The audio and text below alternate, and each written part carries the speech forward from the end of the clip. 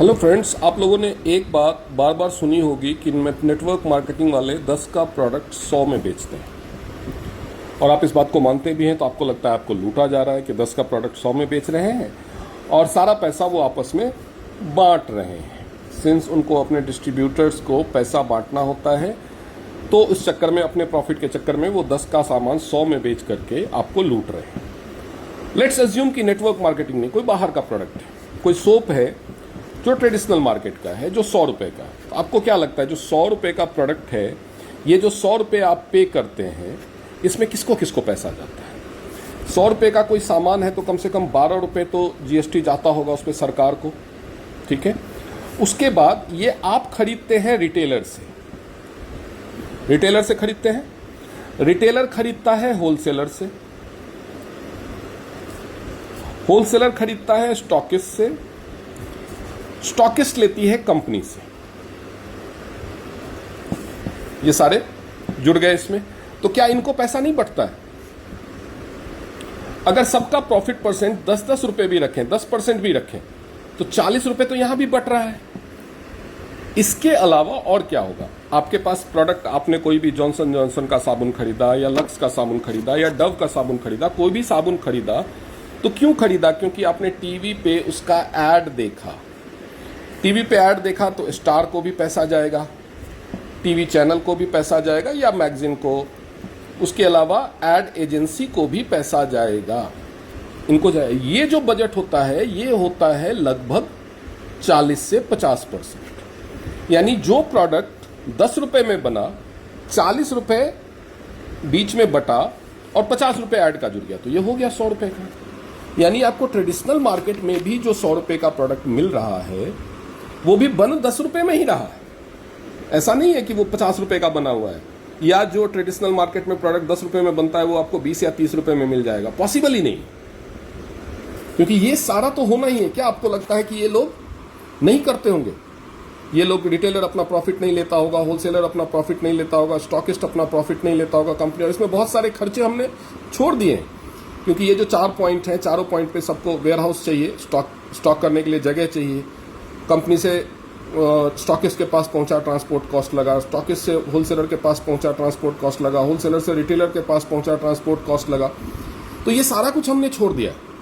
फिर भी direct selling में क्या होता है कि ये जो 40 रुपए है और ये जो 50 रुपए है, ये तो कंपनी को बच रहा है। कंपनी को तो सिर्फ 2 ही लोगों को देना पड़ा, एक जो रिटेलर, क्योंकि retail profit direct selling company में भी होती है, तो ये देना पड़ रहा है, ये नहीं देना पड़ रहा है। कंपनी से रिटेलर खरीदता है और वो आपको बेचता है, तो ये 30 रुपए बचा लिए कंपनी ने, ठीक है। और उसके बाद प्रचार भी वही लोग करते हैं, तो ये 40-50, यानी कंपनी ने बचाए 70-80 रुपए। तो इसीलिए कंपनी क्या करती है, क्वालिटी बढ़ाती है। क्योंकि टीवी में जो आप सामान खरीदते हैं वो अमिताभ बच्चन, माधुरी दीक्षित, ऐसे संजय दत्त, सुनील गावस्कर या सचिन तेंदुलकर, ऋतिक रोशन, विराट कोहली, ऐसे बड़े बड़े चेहरे देख के खरीदते हैं। लेकिन नेटवर्क मार्केटिंग का प्रोडक्ट तो कोई छोटे चेहरे वाला आदमी भेजता है जिसको कोई नहीं पहचानता, कोई इस पर ज़्यादा ट्रस्ट नहीं करता। तो वहां पे ट्रस्ट बनाना पड़ता है प्रोडक्ट की क्वालिटी पे। तो कंपनीज क्या करती है, ये जो बंटवारा है, टोटल जो खर्चा है 70-80 रुपए का, उसमें से 20 रुपए, 30 रुपए प्रोडक्ट की क्वालिटी में ऐड कर देती है। मतलब 10 + 20, यानी प्रोडक्ट मैन्युफैक्चरिंग में 30 रुपए खर्चा करेंगे, तो ऑटोमेटिकली प्रोडक्ट की क्वालिटी अच्छी हो जाती है। फिर उसको बेचेंगे 100 में, उसमें टैक्स, ट्रांसपोर्ट का कॉस्ट, ये सब अगर रख लो, लगा लो कि 20 से 30 रुपए का खर्चा आ जाता है, तो 30 + 30 सरकार का टैक्स भी जाना है, ट्रांसपोर्टेशन कॉस्ट जाना है, कंपनी का प्रॉफिट जाना है, क्योंकि कंपनी का प्रॉफिट और डिस्ट्रीब्यूटर का प्रॉफिट वो तो रहेगा ही।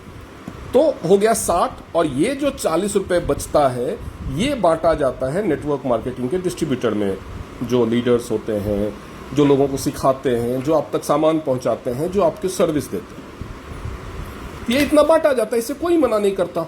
अगर मुझे पैसा नहीं बांटा जाएगा तो मैं क्यों नेटवर्क मार्केटिंग करूंगा? और ये बात तो हर जगह लागू होती है। ये तो यहां भी बांटा जा रहा है, यहां पे तो उन लोगों को भी बांटा जा रहा है जिनका प्रोडक्ट में कोई रोल ही नहीं है। इनका तो चलो होलसेलर का, स्टॉकिस्ट का, कंपनी का आप तक प्रोडक्ट पहुंचाने में रोल है। अमिताभ बच्चन का, अक्षय कुमार का क्या रोल है आप तक प्रोडक्ट पहुंचाने में? ना तो उन्होंने R&D की, ना उन्होंने कभी प्रोडक्ट यूज किया, ना वो प्रोडक्ट स्टॉक कर रहे हैं, ना बेच रहे हैं, ना ट्रांसपोर्ट कर रहे हैं, ना आपको प्रोडक्ट के बारे में समझा रहे हैं, ट्रेनिंग दे रहे हैं, जानकारी दे रहे हैं। ना ही वो रिजल्ट नहीं मिलने पे जिम्मेदारी लेगा। यहाँ पे जो ये 40 रुपया बांटा जा रहा है, ये उनमें बांटा जा रहा है जिनका रोल प्रोडक्ट को समझने, समझाने, आप तक पहुंचाने, और अगर आपको ठीक से रिजल्ट नहीं आ रहा तो उसकी जिम्मेदारी लेने तक में शामिल है। तो बताइए, बांटना तो आपको है ही ये 40-50 रुपए, आप किसको बांटना चाहेंगे? आपके समाज के, आपके मोहल्ले के, आपके रिश्तेदार में जो बंदा है उसको, या एक ऐसा फिल्म स्टार जो ना तो उस प्रोडक्ट को यूज़ करता है, ना आपसे कभी मिलेगा, ना रिजल्ट मिलने पे कोई जिम्मेदारी लेगा, उसको? बस इतना ही तो सोचना है।